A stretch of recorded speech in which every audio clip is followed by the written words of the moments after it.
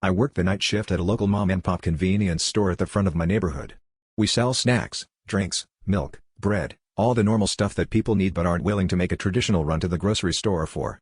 There was talk about adding a gas pump out front, but it hasn't happened yet. As a result, the night gets a bit slow at times. Of course, we got our usual druggie who strolls in to get his soda or to use the restroom, but sometimes I'll sit at the counter for nearly an hour before someone strolls in. It can get a bit boring at times, but I've always got a good book or a YouTube video to keep my mind occupied. I'm supposed to clean the store in the slow periods of my shift, and I do, but that never takes me long. Each night, usually around 1 to 2 a.m., I finish the chore list and find myself surfing the web or plop down enjoying some novel. The night of the encounter was like any other day. It had been slow. The store was quiet. No one had come in for an hour. I was rereading my favorite Stephen King book, when I heard a thudding sound coming from the inventory room. I jumped at the noise. I know, not very manly of me, but I hadn't expected it. Besides, I was at a pretty intense part of my book. I looked up at the digital clock sitting on the counter. It read 3:12 a.m. I didn't really think anything of the noise.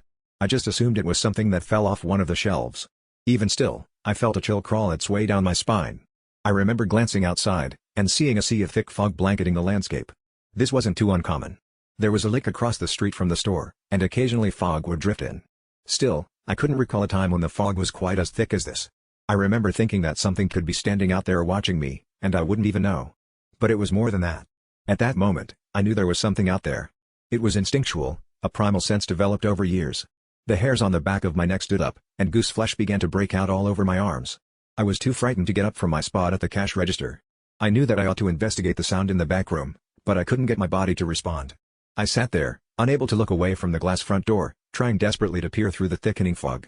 I couldn't see anything, but I was certain that if I turned away now, then the thing in the dark would rush forward. The fear was multiplying, growing into a living creature trying to tear its way from my stomach. I felt cold sweat begin to pour from my brow, streaming into my open eyes and causing them to sting. I couldn't blink. I was too worried about the consequences if I did, when I saw it. 2 pinpricks of light cut through the dense fog, temporarily blinding me. My panic rose to a crescendo, and my heart beat out of my chest. I half ducked behind the counter, when I saw the figure approaching the door. My hand slid across the underside of the counter to find the panic button that would alert the police, when the door swung wide.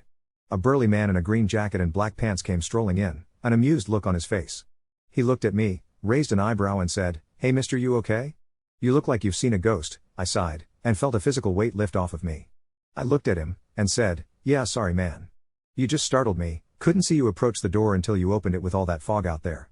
Hey, I hear you there. I could hardly see the road in front of me. Honestly, it's a bit unnerving out there, it makes you think some strange thoughts," said the man, looking a bit pensive. "Right, I could have sworn that someone was out there." "I mean, I guess you were," I said with a nervous laugh. "Yeah, I was. It's nights like this that makes one think," said the man seriously. I felt uncomfortable with his answer. He just remained there motionless, staring at the door to the back room. I still hadn't investigated the noise in the back and the man's blank look made me feel uneasy. The silence in the room was beginning to weigh on me, and I couldn't take one more moment of it. I asked, "Think about what?"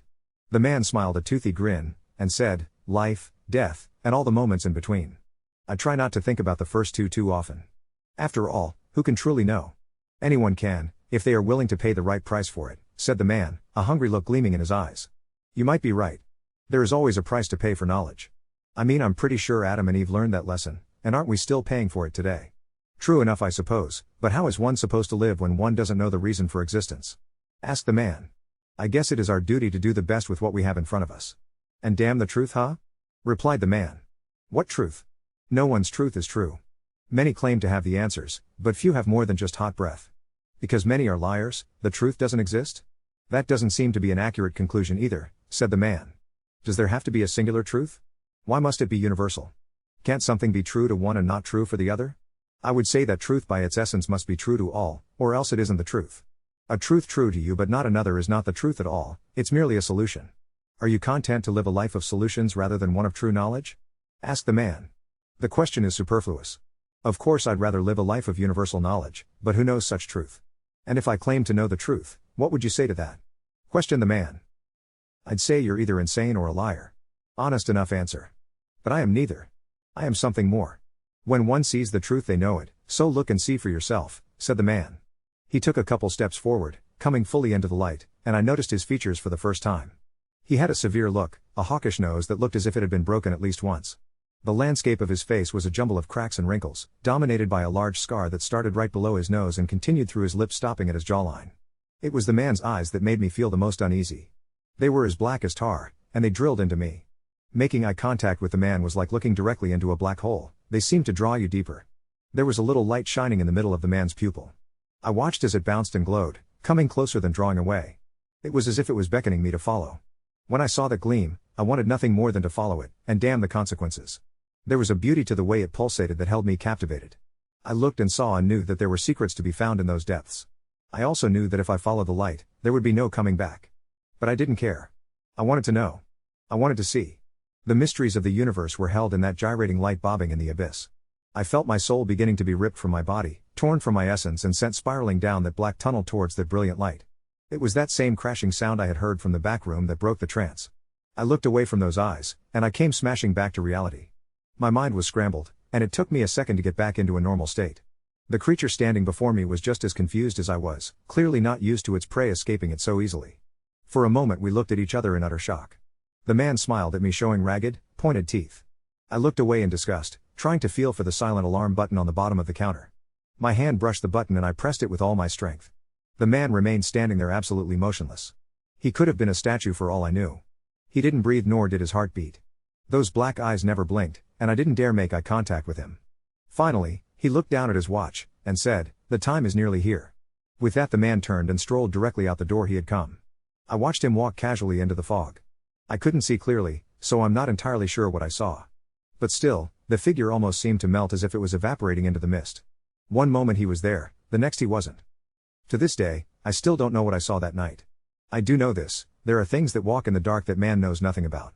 It's best to avoid certain watches of the night. I stay at home these days. I work in the safety of the daylight. Once I tried to watch the security footage. All that can be seen is the front door opening and closing. Then about 5 minutes later it happens again.